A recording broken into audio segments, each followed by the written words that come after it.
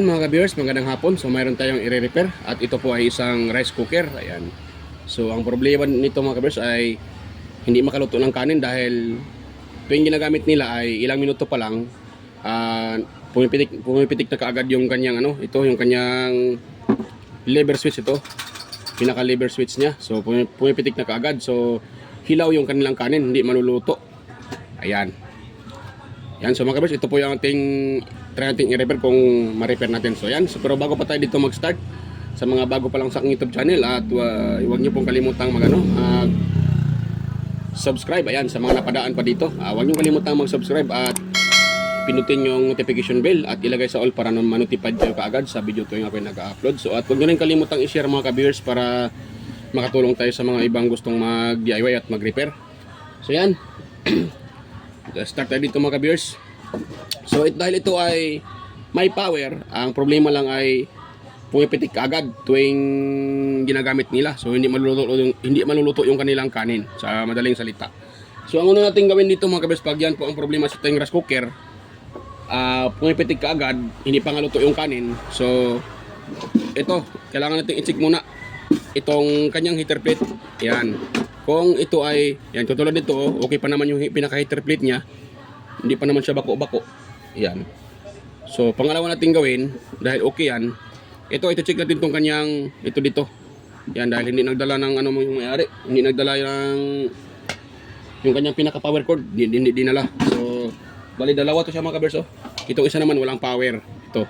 So, ito lang muna yung i-share ko sa inyo dahil itong mga ganito, bali nangyayari din ito sa rice cooker. Ayan. Na tuwing ginagamit, pumipitik agad, hindi pa luto. So ito ang i-test natin mga ka-viewers. Dapat wala tayong makukuha dyan na ohms value. Ayan. So katulad nito, at isang i-test mga ka-viewers, meron tayong tester. Ayan. So yan, dapat hindi natin marireading dito yung reading ng pinaka-coil niya. Ayan. So dapat pag ito ay hindi naka-on, naka-off siya, dapat walang reading ito mga viewers. Ayan. Ayan. At minsan din naman may rice cooker na may reading, yung makukuha nyo ay 1 kilo ohms, 1.5 kilo ohms or hanggang 2 kilo ohms. So ibig sabihin gumagamit yun ng tinatawag na heater plate. Ayan. So pag ganun, normal yun. Ayan. Pero ito, hindi ito gumagamit ng heater plate mga viewers. Ayan. So kasagaran nito, ang problema yung kanyang pinaka thermostat. Yan. Yan yung mga kabers ha. Yan o. Yun. O, nakakuha tayo ng 58 ohms. Yan, di ba? Or 60. 60 yan eh. Yan. So ang nangyayari dyan, yung kanyang pinaka thermostat ay naka-on na siya. Hindi palagi naka-on. Yan. So kaya naririnig natin yung kanyang pinaka resistance. So ang mayari dito mga kabers, mag-malfunction yung pinaka circuit niya dahil yung pinaka thermostat ay nagre-reading, siya, naka-on na palagi. So yan. So ang gagawin natin dito mga kabers, ating i-open to para para may pakita ko sa inyo kung paano ito diskartihan. So hindi na to kailangan magpalit ng piyesa. So, imbes na magpalit tayo ng pyesa, ang gagawin natin dito, bawawasan natin. Ayan. Ito tayo mga ka-viewers.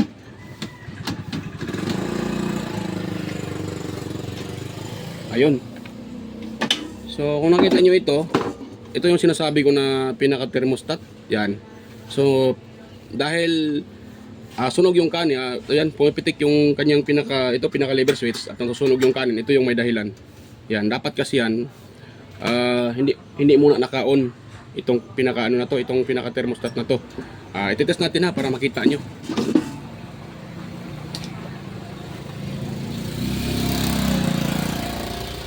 Yan o. It's ko ha. So ito ay pag ganito, hindi na to nag-o-off. Palaging nang naka-on yan mga viewers. Kaya ang tendency niyan ay magluloko yung pinaka-circuit. Wait lang ha. Ayan o. So dito tayo, itong dalawang wire na to. Ito. Tingnan yung tester ko ha. Ayan o. Di ba? Naka-reading na siya. Ayan o.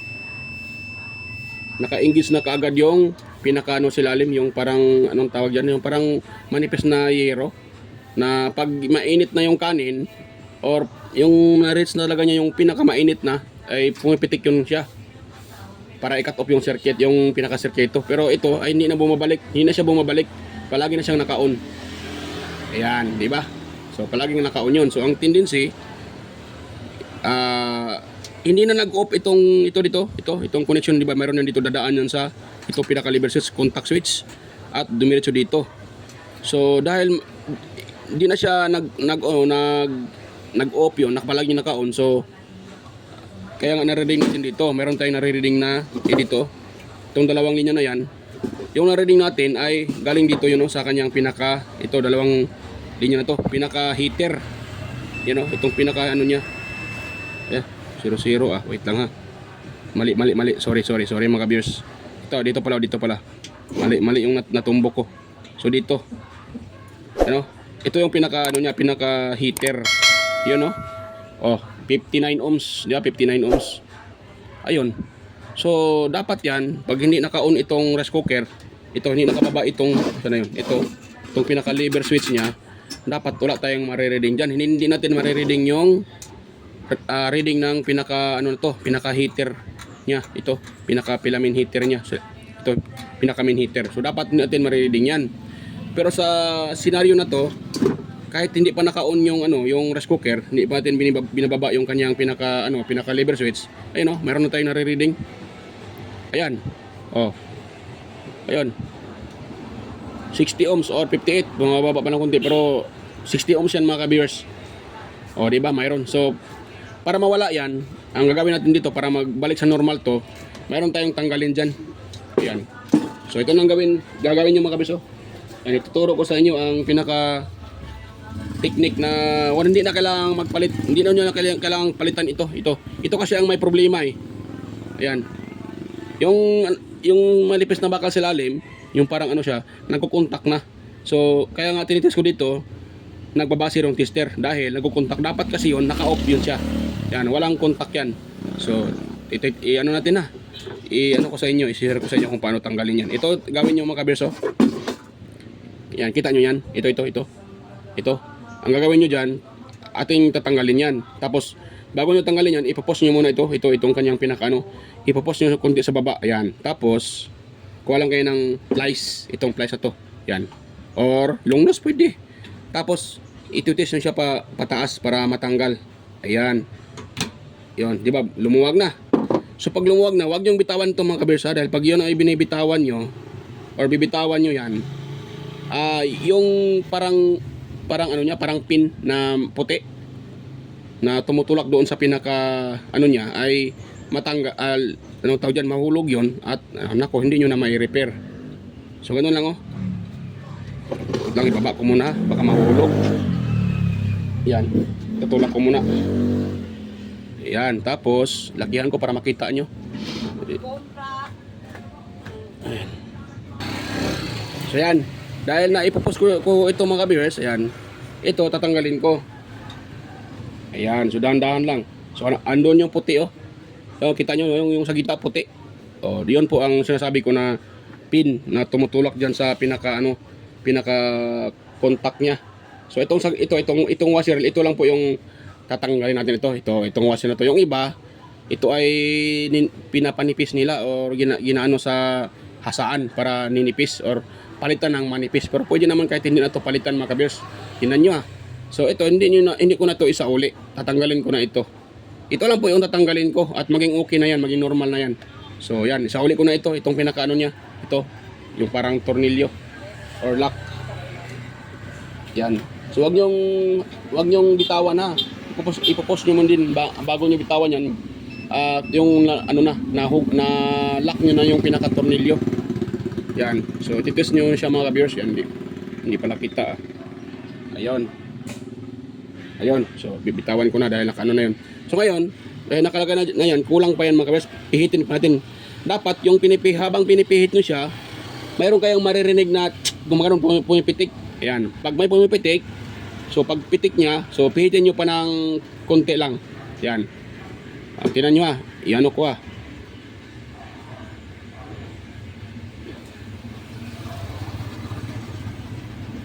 O yan, narinig nyo, may pumipitik, gumaganon. So yan, at pihitin ko pa konti. Yan, so pwede na yun. O, dahil napihit na siya, pwede na yun siya mga ka-beers. Ayan, okay na yan siya. Pag ganun yung rice cooker nyo, okay na yan. O, di ba? So, try natin i-test uli. Pakita ko sa inyo na okay na yan. So, ito lang yung tinanggal natin, no? Yan, ito lang yung tinanggal ko. Ito po ay washer doon sa pinakalock ng yung parang screw. Yan, ito ay pinaka-washer. So, pag tinatanggal mo, ito kaya dahil tinatanggal ko ito, o tinanggal ko siya, so ang nangyari doon, nagre-reset yung kanyang pinaka-thermostat. So, bumitaw siya, bumitaw. Yan, bumitaw siya dahil tinanggal ko yan. Ang nangyari kasi doon ay, dahil sa init, nag-expand yung metal. Yung parang manipis lang, parang manipis na yero. Nag-expand siya, so kaya ang dahilan, naka-on palagi. So, nung tinanggal ko yung itong pinaka-washer na to, ito, nung tinanggal ko ay nagre-reset siya uli. So, yan, pakita ko sa inyo na okay na yan. Yan o. Ngayon, test ko sa inyo. Yan. Pakita ko sa inyo na okay na yan. So, ang ating pinaka-repair na rice cooker. Ayan o. So, ito yung dalawang linya. Ayan o. O, di ba? Wala na o. O, di ba o? O, baka sabihin nyo ako ay ako ay nagsisinungaling. So, pakita ko sa inyo. Ayan o. O, okay naman yung aking tester o. O, tingnan nyo. Okay yung tester ko. Ayan o. O. O. O, okay, di ba? So, ayan. Pakita ko sa inyo na wala nang reading yan. Hindi katulad kanina, nagre-reading na siya kaagad kahit hindi pa naka-on yung rice cooker. So yan o, wala na. O di ba, wala na Wala na. So yan wala na, di ba? So try kong i-on yung ito. So pag i-on natin yan, automatic magre-reading yan. Ayan, itutulak natin to dahil wala man tayong kalderin, yung kaldero nito. So itutulak natin siya. Tapos ito ibababa natin, ito. Yan, nakababa na, di ba? So ngayon, ito ay i-reading natin. Para makita nyo. Hindi ata hirap mag-video mga ka-viewers. So yan ayun. Okay. Kita nyo na may reading na 70. Ayan 50 58 60 ohms na yan mga ka-viewers. Yan 60 ohms na yan. Yan di ba mayroon na. Dahil ibinababa ko ito. Pero pag binitawan ko yan, dapat wala na yan. Ayan binitawan ko na yan dito ko sa taas. Yan di ba wala na? Tingnan nyo yung tester kung may reading ba. Di ba wala na? Naka-auto na siya, wala nang reading. So ibig sabihin, good na yan mga ka-viewers. Yan, ganun lang ang pag-repair ng rice cooker na hindi makaluto ng kanin dahil ang rason hindi pa nga hindi pa nga luto yung kanin ay pumipitik na siya kaagad. Ito yung ibig kong sabihin na pumipitik itong pinaka switch niya or lever switch. Iba na ganun yan pag nagluluto tayo. Nagsasaing tayo ng kanin. Tapos pag luto na, gumaganon yan. Ito, pumipitik pataas. So ang nangyari dito sa rice cooker na to, hindi pa nga luto yung kanin, gumaganon na, pumipitik na siya kaagad. So ang nangyayari, hilaw yung kanin. Hindi naluluto, hilaw. Dahil nga ito ay pumipitik kaagad. So ang rason, dahil dito. Dahil dyan, sa na yan. Itong pinaka-thermostat na to. So kung nakita nyo naman kung paano ko siya ni-repair, tinanggal ko lang yung washer sa thermostat. Ito lang yung tinanggal ko at naging okay na. Ayun, naging okay na mga ka-viewers. So ito ay hindi ko ma-test dahil wala akong nito. Walang kalderin at yung pinaka-kaldero nito, wala. Tsaka wala ding power cord. Pero alam naman natin ay pag once po kayo po ay technician so walang problema yun. Mare-repair nyo kahit walang kalderin. Pag ganun ang problema. Hindi na kailangan ng isa lang pa or lutuan dahil alam ko naman na yun lang talaga ang problema. So ito lang tinanggal ko. Yan. So okay na yan siya mga ka-viewers. Ibalik ko lang yung pinaka-screw.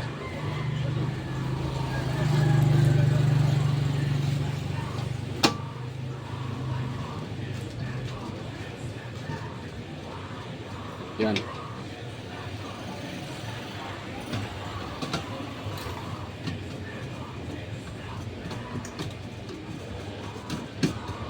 Yun. So yan. Ito ay okay na mga ka-viewers, 100%. So yun lang nga sinasabi ko pag once rice cooker nyo ay pumipitik ka agad, hindi pa luto yung kanin, pumipitik na kaagad, una nyo yung tingnan yung ito, pinaka heater plate. Ito siya, ito. Itong pinaka ano niya, pinaka plate niya. So pag ito ay buo, hindi siya lumulubak-lubak. Yan, or na disma, na mo tawag dyan, yung parang nagka-crack-crack.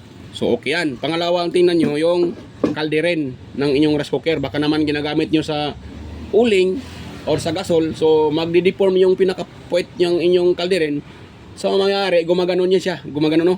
Gumaganon yung inyong kalderin, yung pinaka-puwet niya. So hindi na siya level. So gumaganon na. Minsan pa nga, gumaganon pa kurba-kurba. So mangyayari doon, hindi magbabalance yung init. Kaya hindi na lalapat yung pinaka-puwet dito sa ito. Kaya ang mangyayari diyan, pipitik talaga yung yung thermostat dahil ang init napunta doon sa thermostat. At na-detect na yung rice cooker na mainit na. So pipitik 'yon. Either sa kumpara sa may sa may buo yung so yung init napupunta doon sa pinaka kalderin or yung pinaka sinaing natin. Doon napupunta yung init kaya hindi pipitik yung thermostat. Pwera lang kung yung kalderin ay or may problema. So mainit na. So hindi naman pipitik. Hindi naman yung dahil magka-cut off talaga yung pinaka thermal fuse. Pag sakaling may problema din yung pinaka thermostat. So hindi na din siya nagpapangsyon ng maigi. So ang mayari dan magka-cut off din itong pinaka fuse na sa ilalim. May fuse dito sa ilalim Yan. So ito okay na to mga ka-viewers. Yan, pinapakita ko lang naman sa inyo kung anong mga dahilan kung bakit yung rice cooker ay hindi makaluto ng kanin or pumipitik agad, hindi pa luto yung kanin. So tulad yan kung kanina nakita nyo ito ay may reading, ito ngayon wala na. So kahit hindi ko ito binababa, ito nagre-reading siya, di ba? Ngayon, hindi ko muna ibababa yan. So yan, wala ng reading yan. Magkakaroon lang ng reading ito pag ibinababa natin yan. Yan, dahil magkukontak yung pinaka-contact sa ilalim, pinaka-contact switch. Ayan, so ito, tingnan nyo di ba? Ayan pero walang reading yung tester natin, di ba? Dahil okay na yan. Ayan, di ba? So ganun lang mga ka-viewers ang pag-repair ng rice cooker na hindi makaluto ng kanin. So yan. Bago pa tayo mag-end sa aking video. Ayan, so mega loud shout out pala sa inyong lahat mga ka-viewers, sa mga OFW natin dyan, sa mga kabayan nating OFW. Ayan, nandoon sa ibang bansa. So mega loud shout out sa inyong lahat at mag-ingat po kayo dyan mga kabayan. Mga kabayan nating OFW. Ayan. So at yan. Maraming salamat din sa mga sumusuporta, sa mga organic viewers at subscribers ko. Ayan, sa mga lahat ng sumusuporta sa aking channel, mega loud shout out sa inyong lahat. At ganoon na rin sa mga palaging nagko-comment na si Sir Alex Paroni, Sir John Santiano, ayan, Sir Randy Trinidad, kay Sir Florindo Isidro, ayun, at kay Sir Ferdinand Lopez, ayan, at sa kanyang ayang dalawang anak at sa kanyang asawa. Ayan, mega loud shout out po sa Lopez family, kay Sir Manuel Mahadukon, Sir John Mercado Jr., ayan, Sir Florindo Isidro, kay Edgar Macam, ayan, Edgar Jr. Dato Talavera, Vicente Bibuso Bandiquillo, kay Renato Macasiano ng Jimmy Cavite, Sir Benjan Calderon, Ferdi Ronquillo, Emerald Quillosa, Cesar Pistado, Anastasio Certisa, Darmen, Sir Cles Legitimas, Jeffrey Nobilias, Damaso Ramos, Baltasar Jorpo Prambadjang Valencia Bohol, Roldan Mendoza, Chingsing Magsano, Ronnie Halipa, ayan, migalaw shout out sa Sir Ronnie Halipa, ayan, at kay Kenneth Cañete, migalaw shout out kay Sir Nonoy Valles, ayan Sir, mega loud shout out sa iyo Sir Nonoy Valles. Yan, palagi ito nagpa-shoutout si Nonoy Valles, si Sir Nonoy Valles. Yan. Ayan, at kay Sir Liberato Kunda. Ayan, mega loud shoutout sa iyo Sir Liberato Kunda. Noel de Guzman. Ayan, mega loud shoutout. At kay din, kay Rodolfo Tumanggi. Ayan, Tumanggi. Mega loud shoutout. Ayun. At mega love shout out din kay Toto Macanlos. Ayan, mega love shout out po. Toto Macanlos. At dito din sa sa aking mga kapwa technician or kapwa vlogger, mega love shout out kay Andy Rabino Tech, Andy Rabino TV Tech, ayan, Andy Tech. At kay Andy Rabino 2, Teletech Chair, ayan, West Jojo Tech, Ricardo Bernardo, Fix in Review, John P Technician, Leoda Tech TV, Rodolfo Studio or Tech TV Official, Yoyong's Repair and Tutorial. So kay Philam Country Living, Jimenez Ivan Vlog, at kay GOG's TV, White Perry Horseshoe TV, Polytrain Channel, CGG Channel, Soktik TV, Kere Mendoza Vlogger, Nelt Vlog, yan, mega loud shoutout sa iyo, idol, sir, Nelt Vlog, Edstick TV, GFC TV, John Tapirla TV, Maris Diaries, Kikay Vlogs, Music Hub, Inkin DIY, Belber Mads, at kay Sir Aguido Flores Jr. Halin, mega loud shoutout, Len Abali Lifestyle, Cebuan ng Amaw, Just Electronics Vlog, kay Amigos Amigas, ayan, at kay Mercy Werham, ayan, Leo Tech, DJS Channel, Lex TV Official, Heroes Flores Mix Vlog, The Bolton Channel, Life in Japan Countryside, Iconic Insight and Beyond, Dinlens TV Vlog, Dinlens TV Vlog, ayan, ikaw shoutout, Nanatanan TV, Maskarang Vlogger, kay Marco Francis 713 Mix Vlog, Podi Expert, Just Dado Vlog Channel, ayun, kay Master Guyets Kalikot, EQC TV, Kisnel Channel, 3M Vlog, Anonymous Vlog, ayan, kay Jinky Inok Vlog, Darwin Tech, Farmer Boy TV, Roger Cedric, DJ Disco Hunter, Ipras View, DJ Lin Mix TV, Miss Jamie Baliena, DJM Mix Vlog, Wellmas Music Vlog, Master Rejob Spa, Monarch Smart TV, Michael Jackson, PBG Blabberpan, Kayari Vlogs, Atimers, Kakaaro Vlog, Linel Jai Jobodiso, Nanail Ruby Channel, Danny TV Vlogs, Brother Joey Music, Simply Sim, Rickman Vlog, at saka kay Bro Wild Boys na Bulastog. Ayan, may galang shoutout Bro Wild Boys na Bulastog. So yan, sa mga hindi ko na shoutout, pasensya na po. At sa mga gusto mo pa shoutout, pwede din kayo mag-comment dyan sa comment section. Ayan, para ma-shoutout ko kayo sa next na video. At sa mga gustong mayroong gustong magtanong, ayan, para masagot ko po yung iyong tanong, ayan, pwede din kayo mag-comment dyan sa comment section para yan po ay masagot ko at hanggat sa kaya ko. So ayan, mga kabers, hanggang dito lang po yung ating vlog o yung aking video. So ayan, kita tayo ulit sa aking next na mga upload. So ayan, bye bye po mga kabers at yun po, bye bye.